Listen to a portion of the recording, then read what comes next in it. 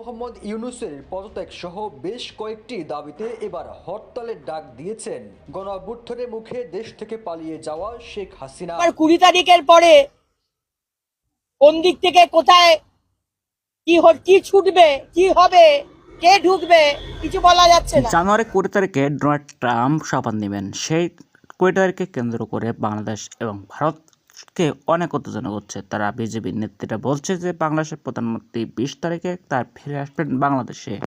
মানা হচ্ছে না, কি ট্রিটি ছিল শেখ হাসিনাজির সঙ্গে, সেগুলো মানা চলবে না। 18 জানুয়ারি শেখ হাসিনা হরতালে ডাক দিয়েছে পুরো বাংলাদেশে, কারণ দ্রব্যমূল্য দাম যে হারে বাড়ছে, জনগণ কষ্ট আছে একথা বিবৃতি দিয়ে এবং অবৈধ কর বাড়ানোর কারণে হরতালের ডাক দিয়েছে শেখ হাসিনা। আরও জানা যাচ্ছে 19 তারিখে নাকি শেখ হাসিনা দেশে আসবেন এবং দেশ জাতির উদ্দেশ্যে ভাষণও দিবেন।